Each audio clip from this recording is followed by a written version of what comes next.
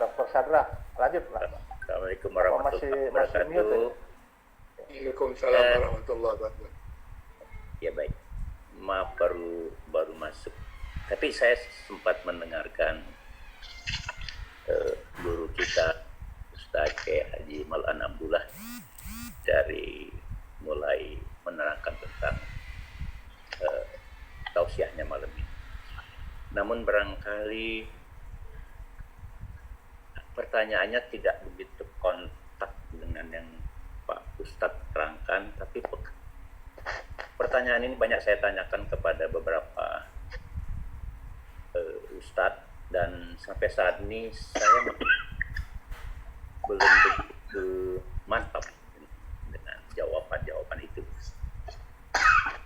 Terlebih dahulu, Assalamualaikum warahmatullahi wabarakatuh buat semua saudara-saudara kami alumni SMA 3 Palembang tahun 73 yang saya sangat hormati dan banggakan, guru kita Pak Ustadz Kiai Haji Malan Abdullah, Bapak Moderator Pak Haji Sarkowi Rofi yang saya kangeni, kemudian tentunya Nyai Hasnawati Malan ini yang saya rajin nonton video mancingnya gitu. Biar tidak stres. Gemes aku juga ikan itu. Dan tentunya yang selalu repot menyelenggarakan acara ini, Oma Ade dan kawan-kawan lain yang saya tidak sebutkan satu persatu, dengan tetap rasa hormat saya yang sangat tinggi kepada semua, karena saya merasa ketika kita berkumpul di sini, di depan kita ada guru kita, maka kita ini semuanya setara ilmunya. Ilmunya tuh minimalis semua gitu, tentang ilmu yang sedang kita dapatkan dari beliau. Pak Ustadz, yang saya sangat yakin bahwa malam ini insya Allah saya akan dapatkan jawaban yang membuat saya bisa menjadi mantap mengenai mazhab. Pak Ustadz, yang saya ingin tanyakan mengenai mazhab, wajibkah kita untuk mengikuti salah satu dari 4 mazhab tersebut? Hambali, Syafi'i, Maliki, Hanafi, ya. Jadi wajibkah kita? Karena banyak sekali intelektual ini yang kemudian mencoba meramu sendiri, kemudian mereka mencomot sana comot sini sedikit-sedikit dari setiap mazhab. Saya nggak tahu jadi mazhab yang kelima itu atau gimana. Itu bagaimana hukumnya gitu sebetulnya. Apakah kita harus murni menganut kalau Hanafi murni kita nggak boleh yang lain. Yang pertama. Yang kedua, dengan menganut salah satu mazhab itu nanti, apakah kemudian kita menjadi eksklusif? Dan apakah dari 4 mazhab itu kemudian satu ada yang lebih daripada yang lain? Dan kemudian salah satu mazhab itulah yang nanti akan mendapatkan pembenaran yang paling benar dari Allah. Nah, itu yang sebetulnya pertanyaan yang terus menggoyang saya belum dapat jawaban yang mantap. Terima kasih Pak Haji Sarkowi, kesempatan. Mudah-mudahan kita bisa mendapatkan jawaban yang sangat nyaman pada malam hari ini. Terima kasih. Assalamualaikum warahmatullahi wabarakatuh. Terima kasih Dulur Dr. Sadra yang sudah menyampaikan pertanyaan sama. Saya unek-unek seperti Dr. Sadra pertanyaan. Tapi saya yakin ini memang salah satu domain daripada Pak Ustadz kita perihal mazhab ini. Saya tahu persis beliau. Tapi sebelum itu barangkali seperti komitmen kita dari awal tadi, ada teman satu orang saja barangkali ingin mengomentari pertanyaan dulur kita Ustadz Sadra barangkali. Sebelum kita kembali kepada sukunya Pak Ustadz Malan. Kami persilahkan kepada dulur. Barangkali kita sudah sama-sama menyimak kan. Dulur atau Yai Pendi Cekyan, silahkan. Dan lain-lain, dan teman-teman yang mungkin ya mohon maaf nggak bisa kami sebutkan satu persatu ya. Silahkan dulur. Itu baru masuk Yai Edi Yunus. Yai Edi Yunus. Oh, Baru masuk. Masih berlangsung ini Yai Edi Yunus, silahkan. Bagaimana teman-teman sebelum kita kembalikan, atau masih ada yang ingin bertanya satu lagi kalau gitu. Jadi kita agak sedikit fleksibel ya teman-teman ya. Nah, kalau masih ada pertanyaan supaya juga kita tidak wasting time ya, nanti sebelum kita kembalikan kepada Pak Ustadz. Sepertinya Pak Ustadz sudah bisa sudah ini siap kita menerima penjelasan dari beliau ini.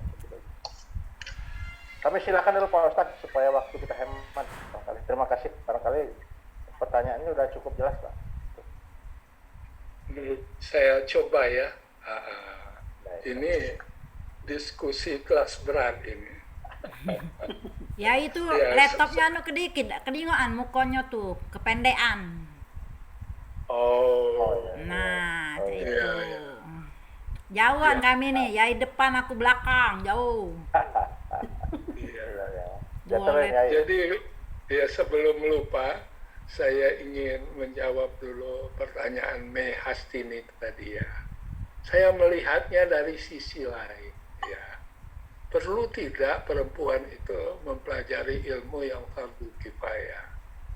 Menurut saya kan sudah jelas bahwa kalau perempuan ikut mendalami ilmu yang menjadi minatnya, itu sangat penting bagi kehidupan manusia. Saya membayangkan Indonesia tanpa Sri Mulyani. Seperti apa kira-kira? Sri Mulyani itu dinilai oleh dunia sebagai Menteri Keuangan terbaik 3 tahun berturut-turut ya. Dan kalau saya agak sering mengikuti perkembangan dia ketika bicara dengan menteri-menteri perekonomian dari negara lain, betul-betul apa yang dia kemukakan itu berdasarkan hasil analisis yang bisa diterima oleh menteri-menteri perekonomian dari negara lain itu. Sehingga kemudian Indonesia itu menjadi sangat diperhitungkan. Jadi kita itu melihatnya itu bahwa ketika perempuan itu aktif menuntut ilmu, dan di Indonesia tidak ada kendala bagi perempuan untuk menuntut ilmu, kendala kultural kan tidak ada di sini ini. Kita harus bersyukur itu. Kalau kita berada di Arab, mungkin orang seperti Sri Mulyani itu tidak akan muncul.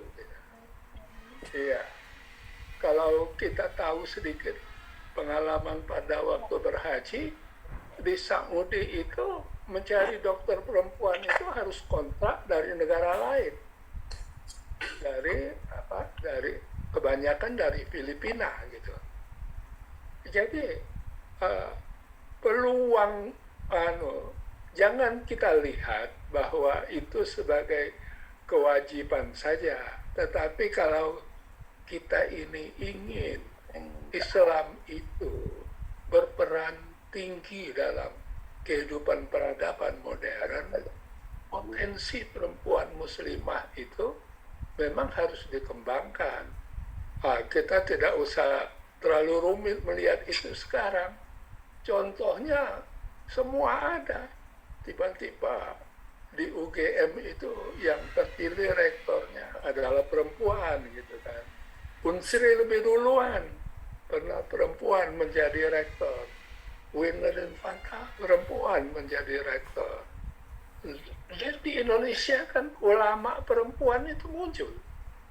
Kalau kita berada di Arab, buka TV Saudi, tidak ada ulama perempuan. Bahkan dalam ilmu hukum itu selalu ada diskusi di lingkungan hukum Islam, boleh tidak perempuan menjadi hakim. Di Indonesia perempuan menjadi hakim dari dulu sudah biasa-biasa saja, menjadi hakim pengadilan agama dan hakim pengadilan umum. Jadi mari kita lihat ini sebagai peluang ketika ada cucu kita misalnya berpotensi untuk berkecimpung dalam bidang bukan ilmu agama, jangan-jangan itu akan menjadi peluang besar bagi dia untuk mengembangkan ilmu yang dalam kategori fardu ain tetapi diperlukan untuk kemaslahatan manusia. Jadi saya ingin menjawabnya dari sisi itu. Ini Dr. Sadra ini pertanyaan itu pertanyaan klasik sebetulnya ya. Dari dulu sudah ditanyakan ya. Apakah bermazhab itu wajib atau mencampurkan mazhab itu perannya bakal menjadi negatif atau justru positif. Diskusinya itu dari dulu sudah ada.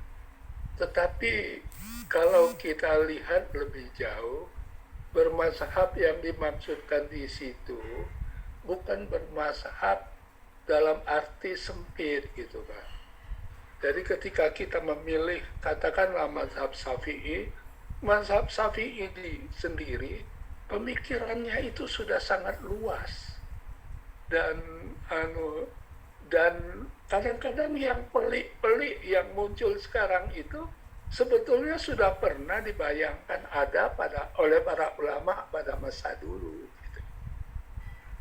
Tetapi juga mungkin perlu segera ditegaskan, tidak ada klaim bahwa mazhab ini lebih hebat dari mazhab yang lain.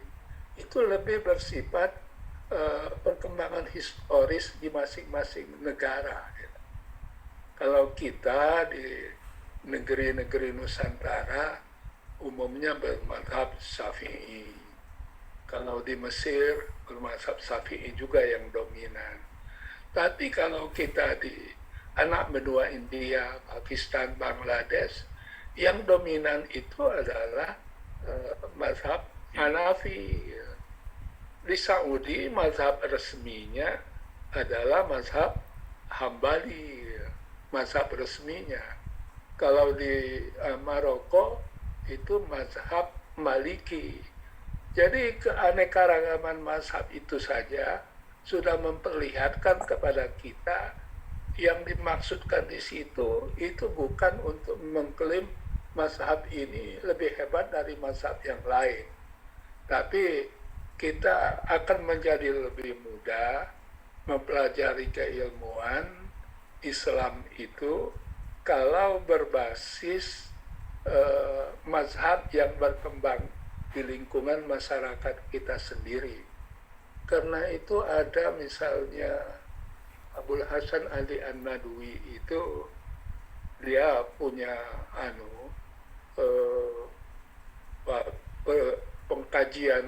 pusat pengkajian yang hebat di India itu. Dia seringkali bertanya dulu, Anda dari mana? Kalau ada santri yang belajar ke sana gitu. Kalau dari Indonesia, Malaysia, disuruh belajar mazhab Syafi'i saja gitu. Karena itu yang akan menjadi lebih terpakai di Indonesia. Tapi kuasai betul sampai pada aspek yang rumit. Yang seringkali terjadi itu kita itu tidak begitu mendalami ya. Misalnya saja contoh yang selalu saya ingatkan, bersenggolan laki-laki perempuan yang halal nikah dalam mazhab Syafi'i itu kan membatalkan wudhu. Bagaimana kalau kita lagi berada di Masjidil Haram, orang sempit, tahu-tahu berhimpitan satu sama lain, tahu-tahu tersenggol. Ada yang mengatakan pindah saja sementara ke mazhab lain gitu. Tapi sesungguhnya di dalam mazhab Syafi'i ada Imam Syafi'i itu awalnya dia tidak menganggap batal, dan itu disebut qaul qadim, pendapatnya awal gitu.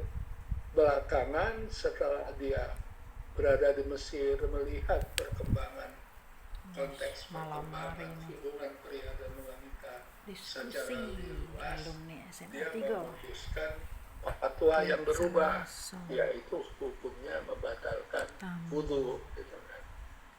Jadi ketika misalnya berada di sana berpindah dari qaul jadid, qaul baru, kembali ke qaul qadim, masih dalam mazhab Syafi'i sudah menjadi solusi sebetulnya, tidak terlalu rumit. Nah, inilah yang saya maksudkan bahwa kita perlu mempelajari mazhab itu secara lebih luas dan lebih mendalam. Insya Allah yang pelik-pelik itu akan terjawab. Pada masing-masing mazhab itu ada jawabannya masing-masing. Gitu. Saya kira itu yang bisa saya jawabkan, tetapi mungkin ada lagi yang lain yang bisa lebih menjelaskan daripada saya dan berhadapan dengan problem-problem dalam ruang lingkup masing-masing gitu ya, yang tidak terbayang bagi kami yang belajar ilmu agama itu. Tapi secara umum saya ingin melihat bahwa potensi kita di Indonesia untuk menjadi pelopor kebangkitan Islam itu sangat terbuka sekarang ini. Dulu kan sekitar awal abad ke-15 Hijriah itu ada isu besar di tingkat dunia, di lingkungan dunia muslim, bahwa Islam itu akan bangkit menuju ke masa keemasan baru pada abad ke-15. Sekarang ini sudah lebih dari 40 tahun, tapi peta dunianya malah memperlihatkan situasi yang berantakan gitu ya. Ketika misalnya kita melihat itu, ada pertanyaan, apa mungkin kebangkitan Islam mencapai masa keemasan baru terjadi pada abad ke-15 ini? Kalau melihat perkiraan orang mengenai Indonesia, saya masih optimis. Karena misalnya perkiraan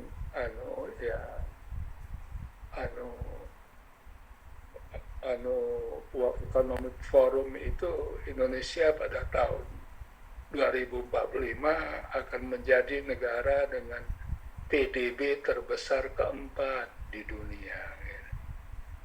Indonesia pada sisi sistem politik itu ternyata bisa menerapkan demokrasi, dan posisi Indonesia itu sebagai negara demokrasi yang ketiga di dunia terbesar sekarang ini.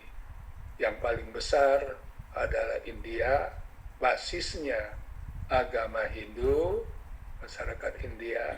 Kedua Amerika, basisnya agama Kristiani.